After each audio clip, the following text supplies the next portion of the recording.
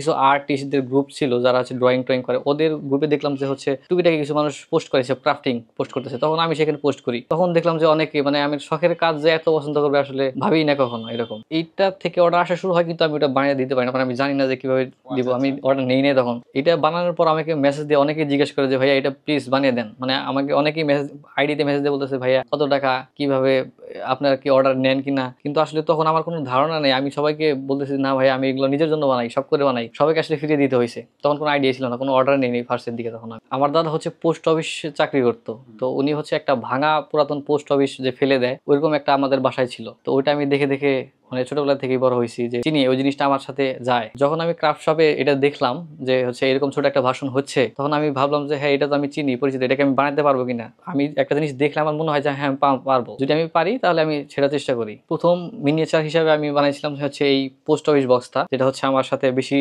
যায় আর কি। হ্যাঁ, এটা বানানোর পর আমি হচ্ছে আমার দাদিকে গিয়ে বলছিলাম যে দাদা যে পোস্ট অফিসে চাকরি করতো, আমি দাদার সেই পোস্ট অফিস বক্স বানাইছি একটা, তোমাকে আমি দেখাবো নি দিবনি, এরকম কথা বলছিলাম। কিন্তু আসলে এখন পর্যন্ত বাসায় নিয়ে যাওয়া হয় না এটা। তখন আর্ট অ্যান্ড ক্রাফট সম্পর্কে যে বাংলাদেশে আরো এগুলা করে আমার কোনো আইডিয়া ছিল না। যখন পিন্টারেস্ট বা হচ্ছে বিভিন্ন ইউটিউবের যে ভিডিওগুলো আছে আমি ওগুলো প্রচুর দেখতাম, ক্রাফটিং এর ভিডিওগুলো দেখতাম মেনলি। ওইখান থেকে দেখতাম যে ওনারা বুক শেলফ বানায়, ছোট ছোট বই বানাইতেছে। তো ওগুলা দেখে আইডিয়া আসলো যে আমি বই বানাতে পারবো কিনা। ম্যাটেরিয়াল তখন আমি জানি না কি দিয়ে ইউজ করবো, আমার মনে হচ্ছে একবার কাগজের কার্ডবোর্ড ইউজ করা যায় কিনা, যেহেতু পুরান ঢাকায় থাকি। একদিন বাজারে গিয়ে দেখলাম যে হচ্ছে এরকম কিছু পিভিসি বোর্ড পাওয়া যাইতেছে। তখন মনে হলো যে হ্যাঁ এটা তো নরম, আমি তো এটা ইউজ করতে পারি, এগুলো তো বিদেশিরা ইউজ করে। তখন ফার্স্ট আমি হচ্ছে ওনারা হচ্ছে আবার অল্প পিভিসি দিবে না, মানে আমি যে অল্প একটু আনবো ওরকম দিবে না। তখন হচ্ছে আমি ওনাদের কাছে কথাবার্তা বলে যোগাযোগ করে যে হ্যাঁ আমি একটু শখের বসে টুকটাক কাজ করি, আমার অল্প একটু দরকার। সেক্ষেত্রে ওনারা আমাকে কিছু দেয়, ওইটা এনে আমি ফার্স্ট প্রথম একটা বুকশেলফ বানাই। বুকশেলফ বানানোর পর হচ্ছে বই কিভাবে বানাবো সেটা ওদের ভিডিও দেখতাম, ওদের ভিডিও দেখে হচ্ছে মানে বুঝতাম না যে ওরা বইয়ের কভার গুলো কিভাবে প্রিন্ট করে। এরপর হচ্ছে বুকশেলফ যখন সেকেন্ড টাইম বানালাম, তখন হচ্ছে দেখা গেলো আবার সেম সবাই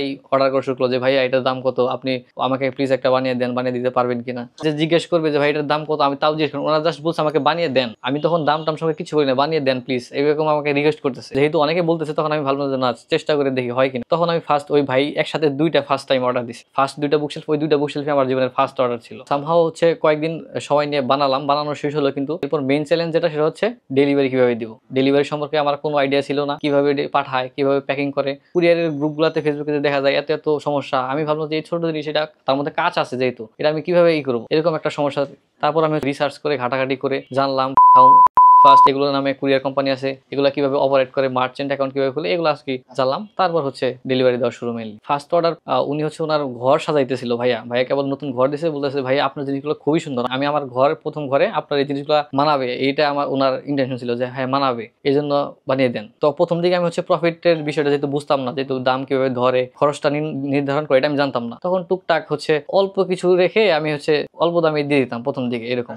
যেহেতু মানুষ হচ্ছে পছন্দ করলো, আবার হচ্ছে কিছু প্রফিটও হয়, তখন আমি ভাবলাম যে এটা আর একটু বড় পরিসরে করা যায় কিনা, আরো অর্ডার নিতে পারি কিনা। তখন তারপর হচ্ছে আমি পেজ খুলছি, পেজ খুলে তারপর থেকে পোস্ট করা শুরু করলাম। এখানে অনেক জিনিস নষ্ট, যেহেতু মিনিয়েচার জিনিস একটু মাপ এদিক সেদিক হলেই ওইটা পুরোটা নষ্ট। মানে দেখা যায় যে আমার আবার হচ্ছে একটু ফিনিশিং ভালো না হলে সেটা আমার নিজের কাছে ভালো লাগে না। মানুষের যেহেতু মেন প্রায়োরিটি হচ্ছে যে অর্ডার করতেছে তার ভালো লাগা, সেক্ষেত্রে আমি দেখতাম সবচেয়ে ভালো হয় কিভাবে, যেটা অনেক কিছু হয়েছে যে নষ্ট করে আমি নিজের কাছে রেখে দিছি। হ্যাঁ, প্রথম দিকে যখন বুকশেলফগুলো বানাতাম তখন হচ্ছে বলতো যে এটা আসলে কি, এটা কি কাজে লাগবে, কি এটা কোথায় রাখে। আমি বলতাম তখন এটা হচ্ছে ঘর সাজিয়ে রাখার জিনিস। অনেকে হচ্ছে প্রশ্ন করে যে হচ্ছে ভাই ওই ছোট বইগুলো কি দিয়ে তৈরি, ওগুলো কি আপনি পড়তে পারবেন কিনা। আবার জিজ্ঞেস করে হচ্ছে আপনার শেলফের ভিতরে বই রাখা যাবে কিনা। তখন আমি বলি যে না ভাইয়া, শেলফের মধ্যে বই রাখা যাবে না, বইয়ের উপরে শেলফ রাখা যাবে, এরকম একটা কথা বলতে হয়। পেজ খোলার পর জাস্ট একটা লোগো দিয়ে আমি এগুলো পোস্ট করতাম, মানে অনেক 3-4 মাস হচ্ছে এগুলো পোস্ট করতাম। তখন হচ্ছে সবাই আমাকে মনে করতো আমি একটা মেয়ে, যেহেতু মেয়েরা হচ্ছে বাসায় বসে বসে এইসব হাতের কাজগুলো বেশি করে, আমাকে সবাই আপু আপু ডাকতো। তখন কেউ জানতো না আসলে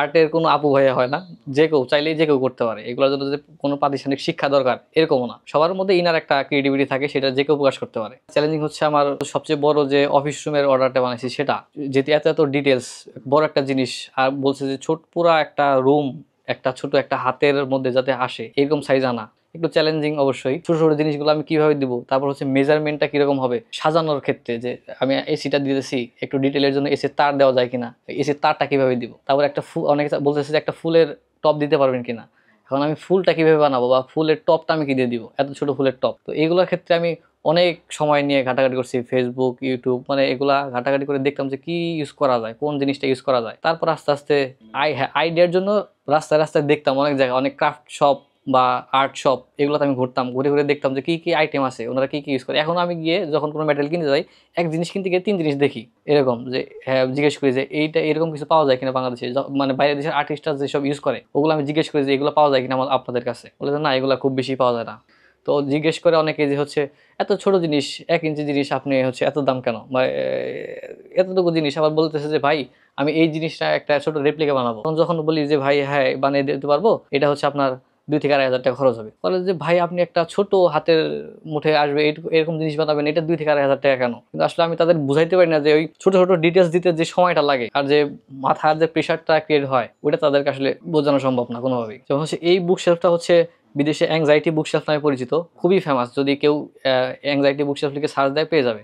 তো এই জিনিসটা ওরা হচ্ছে দেখা যাচ্ছে বিক্রি করতেছে প্রায় $27 থেকে $30 মতো, তার মানে বাংলাদেশি টাকায় প্রায় 3,000 প্লাস হয়ে যায়। কিন্তু মানে ওই দেশে কিন্তু এটা ওদের কাছে কিছু মনে হয় না, কিন্তু বাংলাদেশের জন্য 3,000 টাকা অনেক।